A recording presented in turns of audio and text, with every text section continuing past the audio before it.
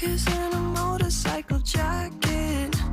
He loves tea. This week on The Dish, an immigrant success story. Born in Lebanon, chef Edy Massih says he'd like to be the Middle Eastern Martha Stewart. At just 26, he appears to be on his way. From food to layout, Massih does it all. It started with a creative spin on Mediterranean apps, from hummus to baba ganoush to stuffed grape leaves. Now it's his latest venture, launched in the midst of the pandemic in his very own Greenpoint, Brooklyn, New York neighborhood. When I first moved in, it just felt like a little Poland in a way. Edy Massih has watched firsthand as his once predominantly Polish Brooklyn neighborhood has diversified. A prime example, his self-named store. Standing here in this neighborhood and seeing your sign, your place, what does this mean to you? It means a lot to me. I mean, it's crazy to think that I came from a small fishing village in the north side of Lebanon to this now in the middle of one of the biggest cities in the world. Inside Edy's grocer, a taste of his homeland, including an array of Middle Eastern spreads, side dishes, and traditional Lebanese entrees, all with Massih's own spin. You've got the rizat jej right there, which is a Lebanese dirty rice. Right here is a msa'ah, is what we call it. It's a chickpea and eggplant stew. It was some of his favorites we tasted. Here we've got za'atar chicken, which is my little invention. As Massih shared his journey to the United States from Lebanon at age 10. My parents wanted us to come. My sister and I did not want to come, that's for sure. We loved our life, and I think at that age it's a very hard move, especially because we didn't speak the language. Massih admits it was work, learning English and just fitting in, like in the school cafeteria, which he'd only known from the American TV show Lizzie McGuire. Gordon, what are you eating? Peanut butter and banana sandwich. Showing up to a cafeteria with a Lebanese tartine and like Lebanese bread rolled up, and kids being like, what are you eating? Hummus wasn't a thing like it is now, where somebody would look over my shoulder and be like, you're eating poop, that looks like poop, and you're like, oh God. But at home, that same food was a part of the fabric of his family. Food is like the masterpiece of our life in Lebanon. I think every day all you do is join your family around a big meal, and you're always talking about the next meal. Where are we eating? What are we cooking? So with both of his parents working, Massih took over in the family kitchen. By high school, he started to see a future in food, launching a cooking club and creating his own cooking show, airing on local cable. Where were your parents in being okay with all of this? Because sometimes parents have other thoughts of what our future is going to be. They did. My dad was very supportive because my dad loves to eat. It's like his favorite thing. So he was very supportive, and I think that his dad made him do something else that he wanted to do. So he was like, you do what you want. My mom did not want me to cook. What did she want you to do? She just not cook. Just not cook. Anything but cook. He enrolled in the Culinary Institute of America anyway, but it was his suspension from it for plagiarism that gave Massih direction.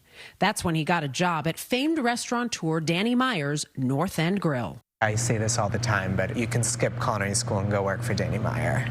The way his system is done and how everything is so well thought out, front of the house, back of the house. Did you have a desire to sort of finish what you had started, though? Yeah. Everybody that I was working with, all my managers were Culinary Institute of America graduates, so they helped me get back to school.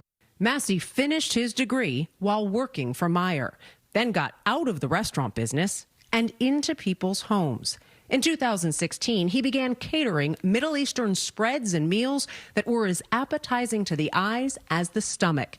He quickly gained notoriety for his platters, known as brown paper boards, thanks to their signature look. When I started, I was praying for like 1 to 2 events a week. Right. Like literally, I was like, I hope I can get one dinner. And the really height of it all, I remember one week I did 22 events.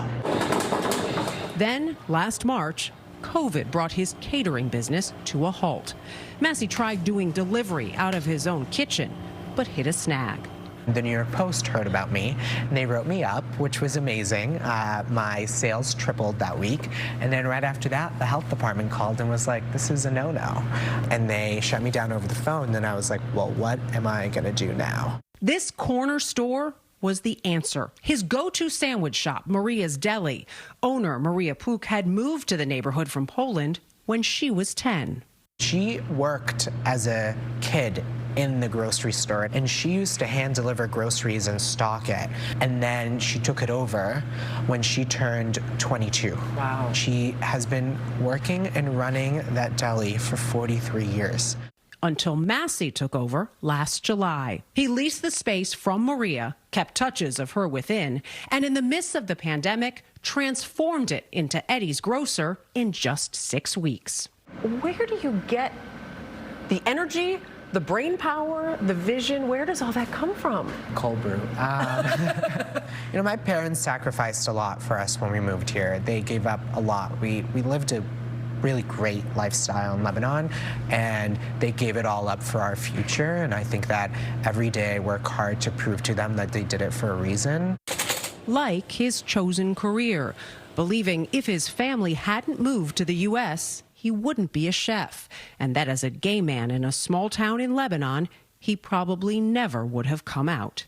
You're a Lebanese American gay chef. It's a lot of labels, but certainly diverse and unique. I am the voice of those little boys in that town and those little boys in all the towns of Lebanon. To be able to jump that leap and be proud of who I am, it's something that they might never experience.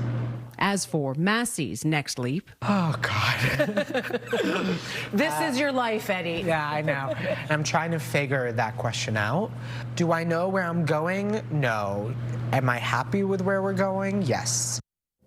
Also happy, his parents, including his mom, you may remember, didn't want him to be a chef. Right.